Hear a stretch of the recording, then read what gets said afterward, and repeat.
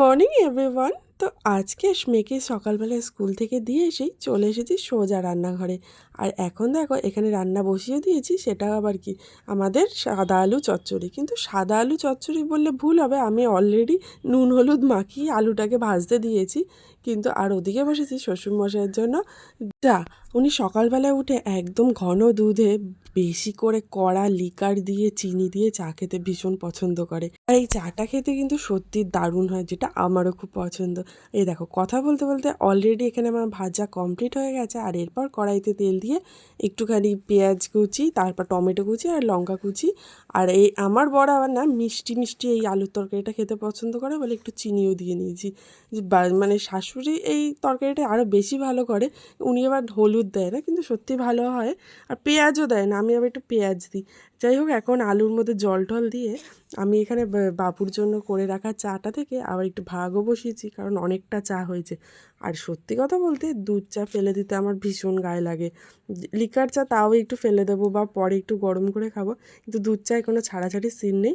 তাড়াতাড়ি করে একদম কড়াইতে জল দিয়ে বসে পড়েছি চা খেতে। যে জানি গ্যাসের একটা সমস্যা আছে, কিন্তু আগে তো খাই, তারপর দেখা যাবে। আর এরপর 1 কিলো ধনেপাতা নিয়ে দিয়ে দিয়েছি কড়াইয়ের মধ্যে। কিন্তু যাই হোক, ধনেপাতাটা অনেকটা বেশি মনে হচ্ছে, কিন্তু অতটাও বেশি হয়নি। আর দেখো এখানে অনেকটা তরকারি হয়ে গেছে, যেখানে ওটা দিয়ে আমার আজকে সকালে টিফিন হয়ে যাবে। আর এখানে যেহেতু লঙ্কা দেওয়া আছে, ওর জন্য তো মেয়ে খাবে না।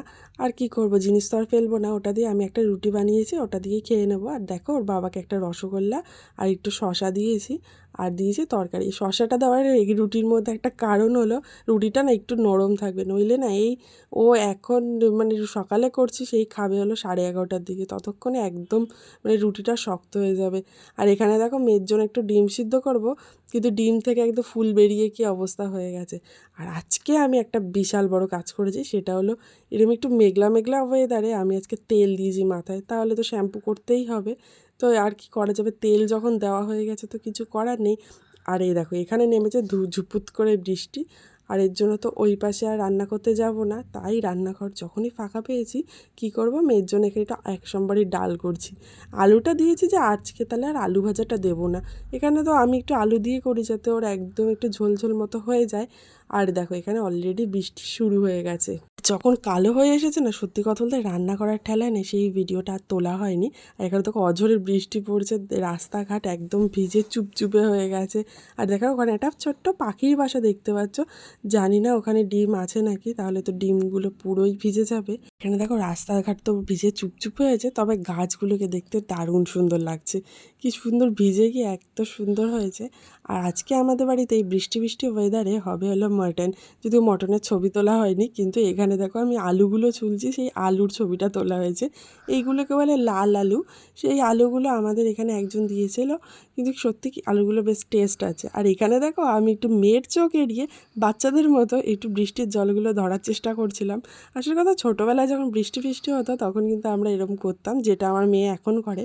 তো যদিও ওকে আমি বকা দিই, কিন্তু নিজেও করি। আর এখানে দেখো বৃষ্টি হওয়ার পর গাছগুলো কি সুন্দর লাগছে। আমাদের ওই বাড়িতে আগে যেমন মানে জানলা থেকে দেখলে দু চোখ ভরে গাছ দেখা যেত, কিন্তু এখানে সেটা নেই। আমি পাশের বাড়ির গাছটার দিকেই তাকিয়ে থাকি, কি আর করা যাবে। আর এখানে তো এরপর তো খাওয়া দাওয়ার পরে অনেকটা সময় ছিল। এখানে দেখো মেয়ে এখানে ঘর বানিয়ে খেলছে, আর আমি এখানে চুলগুলো একটু আঁচড়ে টাচড়ে নিচ্ছি, কারণ আজকে উনি বলেছে গাজরের হালুয়া খাবে। উনি মানে কিন্তু আমার স্বামী না, আমার আমার কন্যা। যখনই যা বায়না করে তখনই তাই দেওয়া হয়, কিন্তু তারপরেও দেওয়া হয় মানে কিন্তু জিনিস না। যখন যারা খেটে যেটা চায় তখন সেটা দেওয়া হয়, কিন্তু তারপরেই কান্না থামে না, ভ্যাঁ ভ্যাঁ সারাদিন করেই যায়। যাই হোক, এখন সেই গাজরের টাজরের সব প্রিপারেশন করে রাখছি, রাত্রেবেলা একটু হালুয়া বানিয়ে দেবো।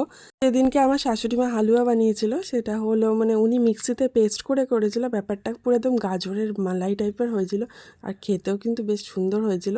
কিন্তু আমি আর এখানে মিক্সিতে পেস্ট করবো না, আমি একবারে গ্রেট ঠেট করেই একবারে করে নেব। আর ওর তো মিক্সিতে ঝামেলায় যাব না। আর এখানে দেখো একটু রাত্রিবেলা পরোটা করবো বলে একটু আটা ময়দা মাখছিলাম।